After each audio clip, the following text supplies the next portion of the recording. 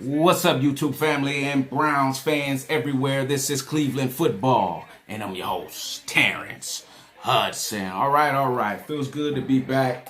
Wanted to get in here. I think we all know what's going on with the pandemic and the quarantine.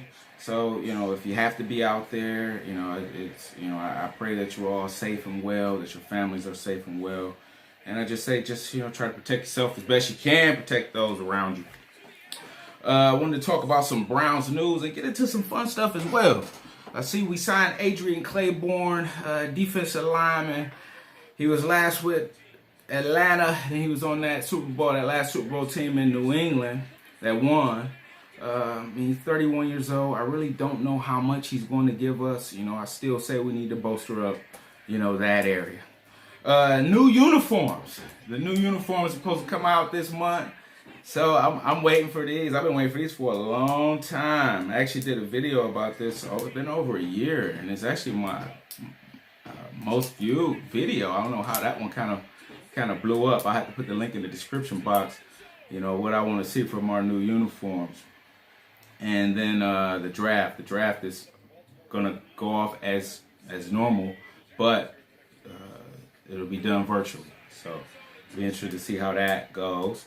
And I also want to do something else. I want to chime in on the draft. I'm thinking about going live and actually bringing in guests and doing those things. So we'll see how that works out. I don't know if I'll have it ready by the draft. But it is something I'm looking forward to doing going into next season, doing some live shows and bringing in some commentary. Looking forward to bringing some people in, hear some other voices.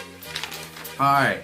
So here's what I want to do today. This downtime I'm seeing, they showing old games on ESPN, NFL Network, just doing some fun stuff, some lists and those things to try to fill up those time slots. No baseball, no basketball, things like that. No spring football for college football. Man, I feel bad for our seniors, in high school and in, college. It's a tough time. But we have to do what we have to do. But here's what I wanted to do. I wanted to do a top 10. Top 10 of Browns, top 10 receivers of all time. And I was doing some research, and I'm researching for this, and I'm looking up, and I found an interesting blog. It's called How They Play. That's the blog. And they actually did a top 10 list of Browns receivers all time, and it was kind of hard for me to argue with this list. I maybe had one gripe, but we'll run through it, and you tell me what you think. We talk about Browns receivers all the time because we had some great ones come from Cleveland. So let's hop into this list. Number 10. Well, first, the criteria for the list: legacy and honors. All right, that was Hall of Fame, Ring of Honor, retired number, things like that. Single season honors, MVP, All Pro, Pro Bowl, those things. On field success, with your league leader, playoff appearances, records, and then longevity. How long you played with the Browns, percentage of your career with the Browns. Man.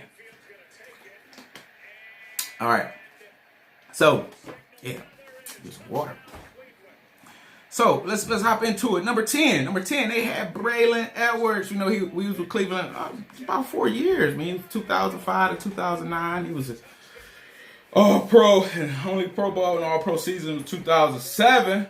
A guy with 1,200 yards, 2007, 16 touchdowns. And I think he might have had Charlie Fry at quarterback. That was his 1 year, and then he was kind of bogged down with injuries and just kind of fell out of sorts, and we know he ended up leaving, going to the Jets. So they had Braylon at number 10. And that one I have to go back to. Number 9 was Reggie Rooker. He was there in the 70s, a little bit before my time, but I heard of Reggie Rooker, and he was still in the Cleveland area doing some things. He was there in 1975 and 1981. They made the playoffs in 1980. And then, 78 was his best year. 43 catches, 893 yards, 8 touchdowns. So these guys was getting yards. Number 8, I do remember this guy, Brennan. All right, they had a long playoff run during this time from 85 to 89. 86 was one of his best seasons. 55 catches, 838 yards, and 6 touchdowns. He was number 8. Then we go to Webster Slaughter. All right. He was there 86 to 91. Webster was one of the guys, man. Playoffs 86 to 89. All Pro in 89. Pro Bowl in 89. Guy had over 1,200 yards in 89. He balled. He ended up leaving. Contract dispute after that 91 season. They ended up letting him go. We know he went to Houston. You know, that run and shoot. And them guys was balling down there in Houston. So he was number 7.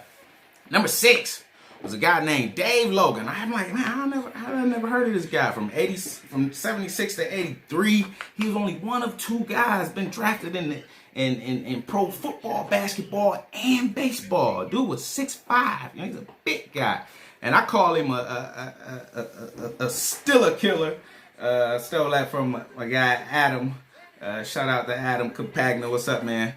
And he had his best games against the Steelers, 8 touchdowns all time versus the Steelers. And then he ended up being like top 5 in almost every receiving category before he left. So that was Dave Logan. All right. So some of these guys is going way back.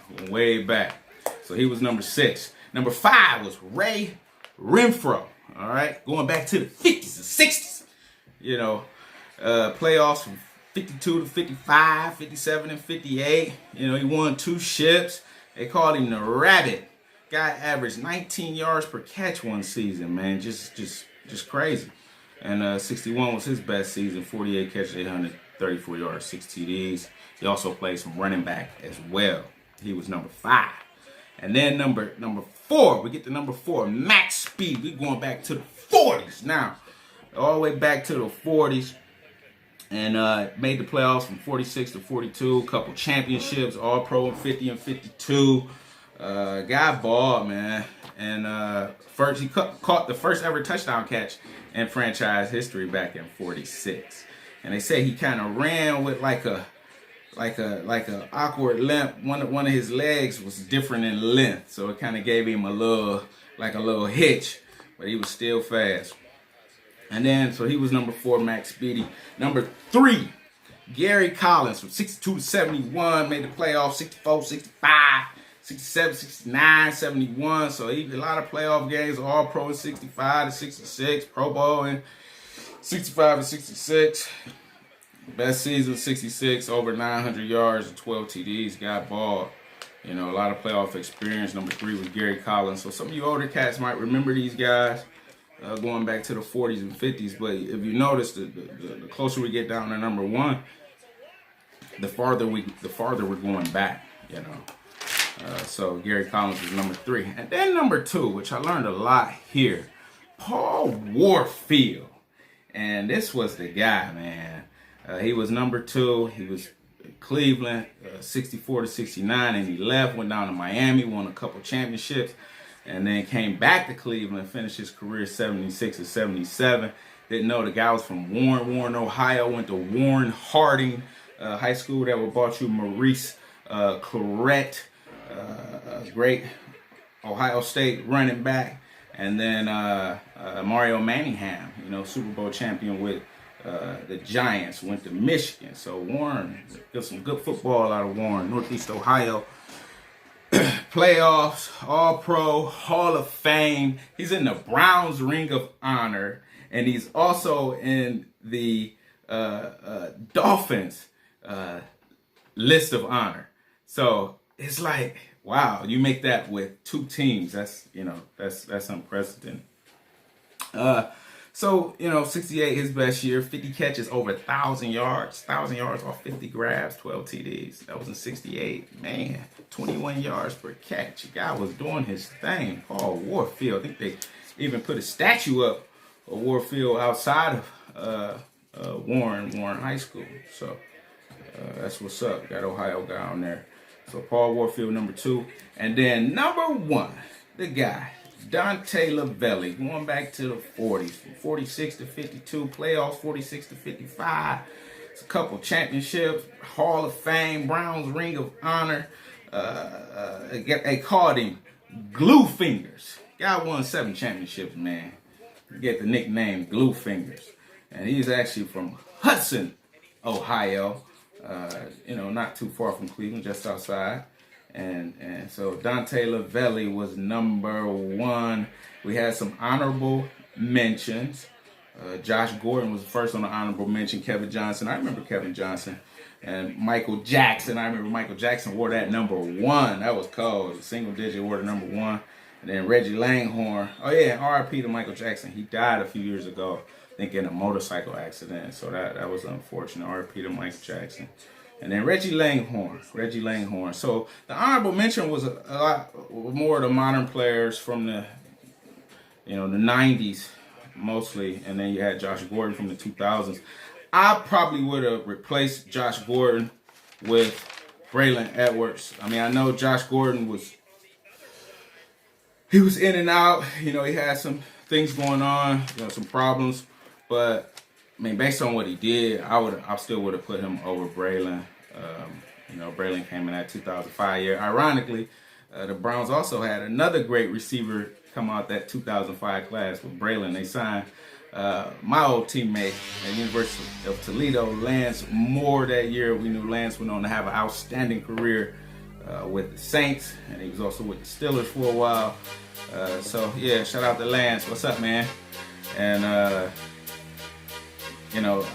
would have put Josh Gordon over Braylon Edwards. That was the only thing I see with this list. Maybe you might want to think about reshuffling some of the middle or whatnot. But I had no problem with it where it was at, except for that number 10 spot would have went to Gordon instead of Braylon. Jarvis, Landry, and OBJ, hopefully they can make this list. If they make this list, we'll move some guys out. That means they did some things. If they did some things, that means we won some games. Playoffs. Let's go. But this was the top 10 list of the Browns receivers coming from how they play. And again, had no problem with it except the number 10 spot. But hey, let's tell me what you think about this list. And I look forward to hearing from you. If I was right, think I was right, think it was wrong, let me know. And then we can go from there. So hey, look forward to catching up with you again soon. And again, everybody stay safe out there. And if you like, hit the like button. Be sure to comment. Be sure to share. And be sure to subscribe.